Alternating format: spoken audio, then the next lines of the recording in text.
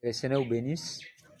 Aujourd'hui, nous allons parler d'un petit sujet intitulé « Il a tué son Égyptien » ou encore « Il a tué un Égyptien ».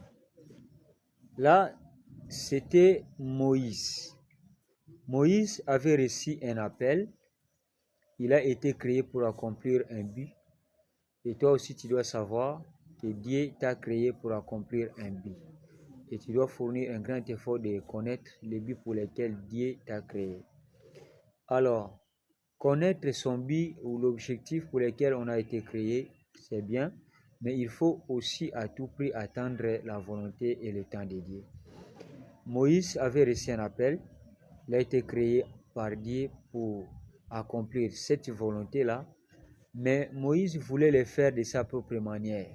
Il voulait le faire par l'intelligence acquise en Égypte, par une force acquise en Égypte, et cela depuis au Seigneur.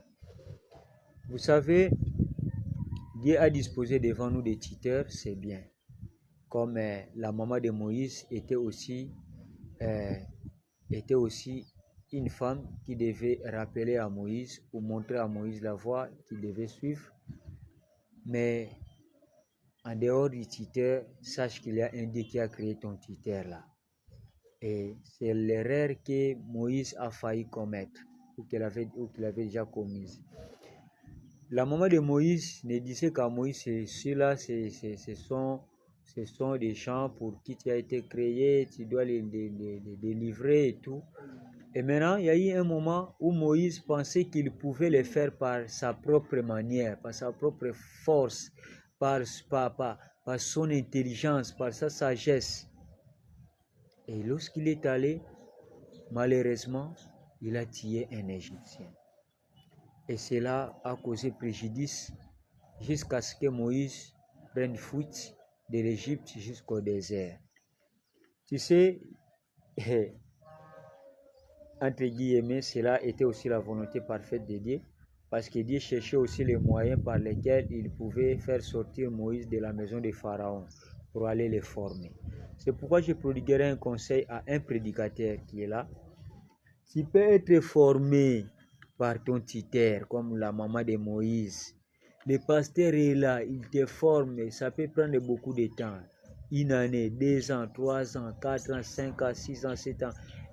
Ne déconsidère pas ton pasteur disant oh non, il est pas au misanga parce que bison au Congo, c'est ça le grand problème, hein? Impatience, tozala kaka patiente biso. Bien aimé, restez là comme Élie et Élisée, comme Élisée et Élie. Restez là comme Géasi et Élisée.